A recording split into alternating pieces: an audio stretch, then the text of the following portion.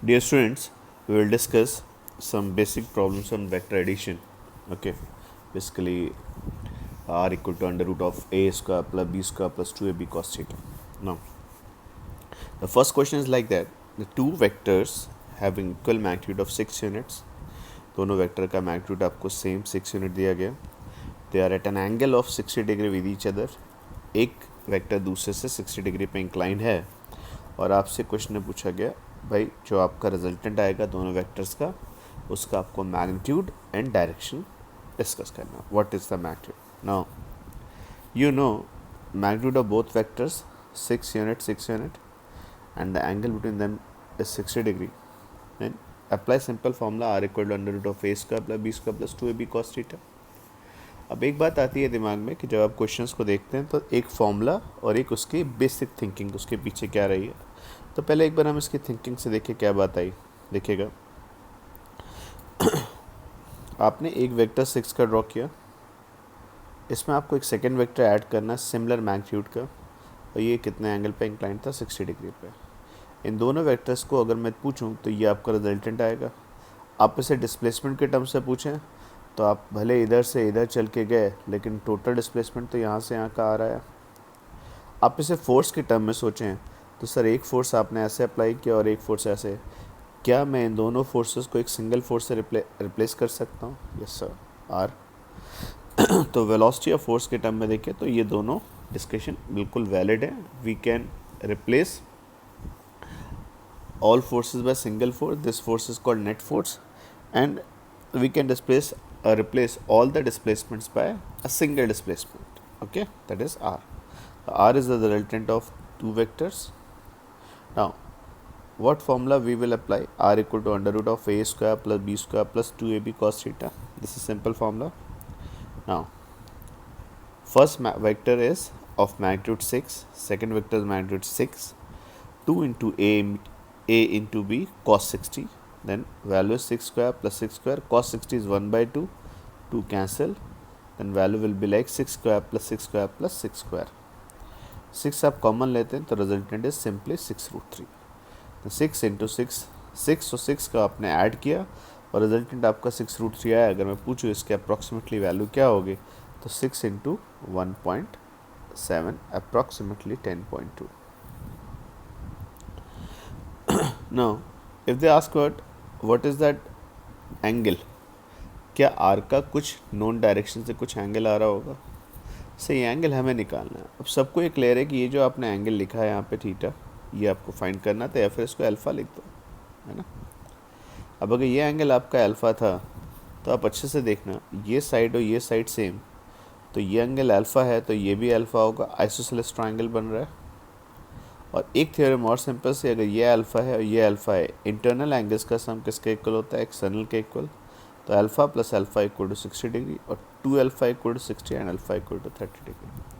तो रिजल्टेंट का 6 डाले से ये जो डायरेक्शन था 6 जो फर्स्ट वेक्टर था, फर्स्ट वेक्टर से कितना एंगल पे इंक्लाइंड होगा? 30 डिग्री पर.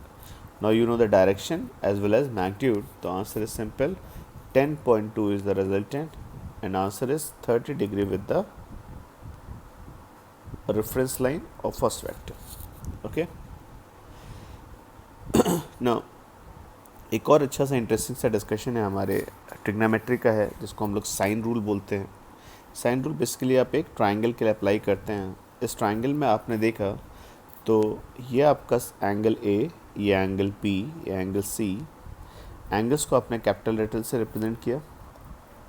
ए के सामने स्मॉल ए साइड, बी के सामने स्मॉल बी साइड एंड सी के सामने स्मॉल सी साइड. ओके ना, ठीक. सिंपल सा डिस्कशन देखा है. जो किसी भी ट्राइंगल के लिए साइन रूल क्या होता है? Simple, sine A by A is equal to sine B by B is equal to sine C by C. Sine A by A is equal to sine B by B is equal to sine C by C. For any triangle you can apply this. Now एक छोटा सा question लेते हैं. During morning walk, Mr. Saxena first walks along a straight path by 600 metre. वो बहुत ज़्यादा walk नहीं करते हैं सक्सेना जी और 600 मीटर चल के जाते हैं. अब जिस डायरेक्शन में वो जा रहे थे उस डायरेक्शन में चलते चलते वो कहते हैं नहीं भाई इधर नहीं जाना है, मैं 60 डिग्री से टर्न लेता हूँ और इस डायरेक्शन में फर्दर पहले 600 चले और फिर से 600 चलते हैं, वो आपसे पूछेगा the what is the displacement of mister Saxena. तो श्योर है आप यहाँ से चल के यहाँ पे आए होंगे तो आपसे पूछा गया। तो अब आप एक बार फिर से देखिए, दो टर्म में, एक आपके पास फॉर्मूला है और एक थ्योरी के टर्म में, दो वेक्टर्स को ऐड करना, R equal to under root of A square plus B square plus 2ab cos theta apply करना है। डायग्राम देखें तो सक्सेना जी पहले 600 मीटर इधर चलते हैं, फिर 600 मीटर इस डायरेक्शन में चलते हैं और कितना एंगल से टर्न करके 60 डिग्री। सर क्या हम रिजल्टेंट निकाल सकते हैं? यस सर, रिजल्टेंट आप चाहें तो किस फॉर्मूले से निकाल सकते हैं? Simple, R equal to under root of A square plus B square plus 2ab cos theta. तो देखिए क्या आंसर बनेगा। पहला वेक्टर कितने का है? 600 का। दूसरा वेक्टर कितने का है? 600 का। A square plus B square plus 2ab, 2 into 600 into 600 और cos 60 सबको पता है बेटा यहाँ पे आएगा क्योंकि एंगल इनके बीच का 60 डिग्री है। आंसर सिंपल सा 600√3। क्लियर? पर हम चाहें तो ऐसे भी समझ सकते हैं, मेरी बात को देखिए अच्छे से। मैं कह रहा हूँ कि जो आपने ट्राइंगल का कॉन्सेप्ट पकड़ा, मैंने आपको बताया ना वेक्टर्स का एडिशन लॉ ऑफ ट्राइंगल होता है। एक वेक्टर उसमें दूसरा vector head to tail addition follow करते लिखोगे तो जो थर्ड मिसिंग साइड होगी वो रिजल्टेंट होगी। तो बेसिकली कॉन्सेप्ट ऑफ ट्राइंगल्स तो आएंगे ही ना। अब अगर बच्चे में पूछो तो ये एंगल अगर 60 डिग्री है तो ये एंगल आपका 120, ये दोनों साइड सेम थी, है ना, तो ये एंगल सेम 30 डिग्री आ गया। अब अगर मैं साइन रूल अप्लाई करता हूँ तो साइन 120 के अपोजिट r एंड साइन 30 के अपोजिट 600 और सिमिलरली इस 30 के अपोजिट 600। तो sine 120 divide by r is equal to sine 30 divide by 600। Clear? r की वैल्यू अगर मैं आपसे पूछूं तो 600 into sine 120 divide by sine 30। Sine 120 जिन बच्चों ने ट्रिग्नोमेट्री क्लासेस ली हैं उनको पता है ये √3/2 आएगा। अदरवाइज आप थोड़ी देर के लिए मान लीजिए आंसर आता है। साइन 120 √3/2 कैंसिल किया और आंसर 600√3। तो ये आंसर बेटा आपका फॉर्मूले से भी आ रहा था और ये आपका आंसर साइन रूल से भी आ रहा है। तो resultant of this Saxena ji 600 इधर चलते हैं, 600 इधर चलते हैं, टोटल वो चले कितना सर? 1200 मीटर। लेकिन को पूछे सर टोटल डिस्प्लेसमेंट कितना हुआ? डिस्प्लेसमेंट तो 600 इंटू √3 अप्रॉक्सीमेटली ये आपका अगर सॉल्व करेंगे तो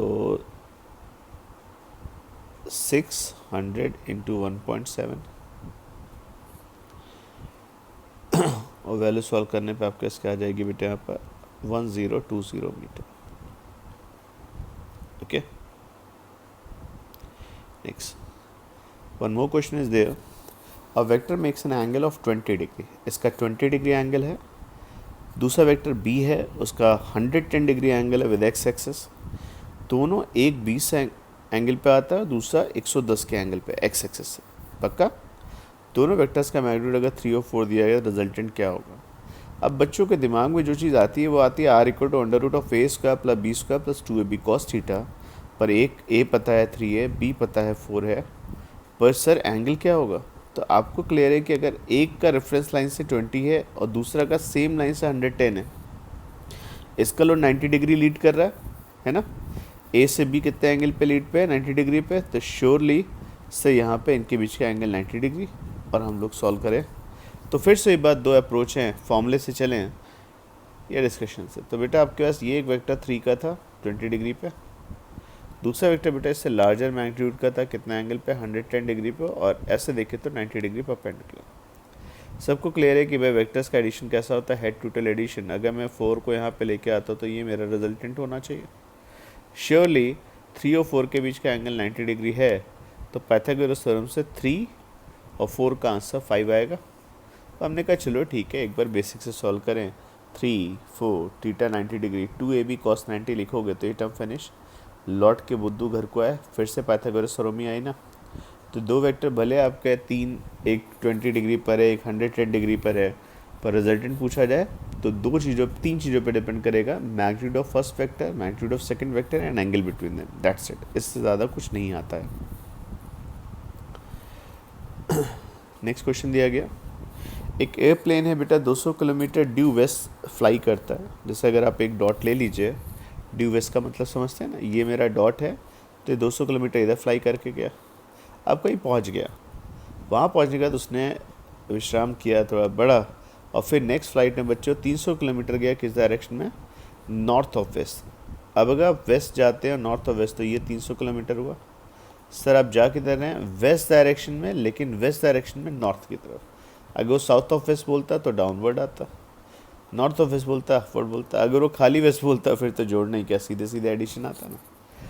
तो क्वेश्चन में पूछा गया था अगर ऐसा है तो बताइए सी से ए की स्ट्रेट लाइन डिस्टेंस क्या होगी। तो आप ए से पहले बी गए, बी से सी गए, और फिर आपसे पूछा गया डायरेक्शन क्या होगी। देखा जाए डायग्राम तो कैसे ऐसा है बच्चे कि अगर मैं मान लो मैं यहाँ से अपनी जर्नी स्टार्ट करता हूँ, तो फर्स्ट बच्चे मैंने यहाँ पे क्या किया, मैं 200 किलोमीटर फ्लाई करके वेस्ट में गया, 300 किलोमीटर फ्लाई किया बच्चे मैंने नॉर्थ ऑफ वेस्ट, मतलब ये 30 डिग्री आ गया।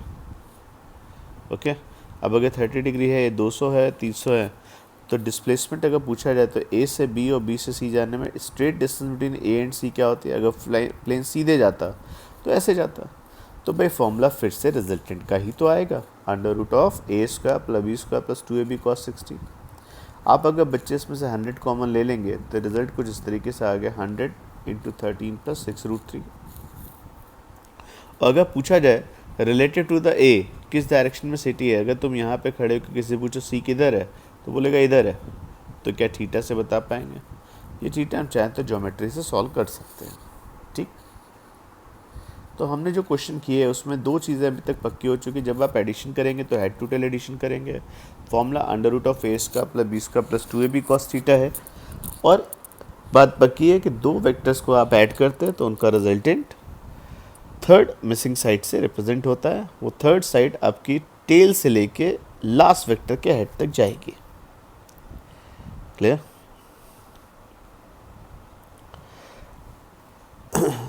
अब आप मान लीजिए एक आपके पास दो फोर्सेस थे, एक फोर्स था 6 यूनिट का, it is acting along it acts at origin in direction 30 degree above the positive X axis. दूसरा वेक्टर 5 न्यूटन का है, किस डायरेक्शन में एक्ट कर रहा था, positive Y axis. Find graphically magnitude and direction of resultant F1 and F2। बच्चे हमेशा ध्यान रखिए कुछ बुक्स में वेक्टर्स को बोल्ड लेटर से लिखा जाता है और हम लोग किससे लिखते हैं, उनके ऊपर एक एरो प्लेस करके। ठीक, कोई बात नहीं, कैसे भी लिखे, बात आनी चाहिए। अब आपने वेक्टर्स ड्रॉ करने हैं, तो वेक्टर्स ड्रॉ करने के लिए पहले आप बच्चे देखिए यहाँ पे भाई एक्सिस का जब जिक्र आया तो प्रॉपरली बना लीजिए। ये आपके पास एक्स एक्सिस आ गया, ये एक्स आ गया, ये वाई आ गया। अब आपसे क्या कहते हैं कि पहला वेक्टर कितने का है, 6 यूनिट का, 30 डिग्री एंगल पे। This is the first vector, it is a 30 degree angle with x axis. Second force आपने अप्लाई किया उसी पॉइंट पे, कितने का, 5 यूनिट का, और ये इस डायरेक्शन में एक्ट कर रहा था। ये 5 यूनिट का है और वाई डायरेक्शन में एक्ट कर रहा है। ग्राफिकली अगर इनका मैग्नीट्यूड कोई पूछता है बच्चे तो आप सिंपल बोलोगे भाई देखो सीधी सीधी मुद्दे की बात है, 6 लिखा आपने, 6 के ऊपर आपने यहाँ पे 5 लिखा, और जब आप head to tail addition follow करा रहे हैं तो भाई आप अगर डिस्प्लेसमेंट के टर्म में पूछें तो आप यहाँ से यहाँ पहुँच गए, ये आपका रिजल्टेंट आ गया। अब आपसे कोई रिजल्टेंट कितना होगा तो आपको क्लियर है बच्चे यहाँ पे कि इनके बीच का एंगल कितना होगा। तो सर दोनों वेक्टर्स के बीच में अगर दोनों को आउटवर्ड लेके जाएं, याद आ रहा है आज ही तो पढ़ा था, ये 5 आ गया, 6 आगे शिफ्ट कर दो तो इनके बीच का एंगल कितना हो जाएगा। सर 6 का एक्स एक्सिस से 30 है तो 6 का 5 से कितना हो जाएगा, 60 डिग्री। क्लियर? अब रिजल्टेंट के लिए हम लोग तैयार हैं, या फिर आप चाहें तो बेसिक से सॉल्व करें, एक लाइन 6 के खींचें, दूसरी लाइन 5 के खींचें और एंगल 60 डिग्री बना दें, तो नाप के भी बता सकते हैं कि भाई आपका रिजल्टेंट कितना आएगा। तो हम ग्राफ से ही बना सकते हैं और एलजेब्रा से आंसर हो जाएगा R = under root of A square plus B square plus 2ab cos theta cos 60 1/2, ये टर्म कैंसिल। आंसर सिंपल सा आया, 6 स्क्वायर 36, 5 स्क्वायर 25, 6 × 5 30, और आंसर क्या बनेगा, 30 एंड 36 66, 60 + 25 91। ओके, तो √91 हमारा आंसर आना चाहिए। क्लियर? श्योर? तो इसका नेक्स्ट पार्ट में हम कुछ और क्वेश्चन पिक करेंगे। अभी तक जो क्वेश्चन हमने पिक किया उसमें सिंपल सा formula under root of R = under root of A² + B² + 2ab cos theta, head to tail addition, और जो मैटर करता है वो केवल दो वेक्टर्स के बीच का एंगल है, उनका रेफरेंस एक्सिस से कितना एंगल बन रहा है मैटर नहीं करता है। थर्ड साइड चाहें तो आप साइन रूल से भी सॉल्व कर सकते हैं। ओके।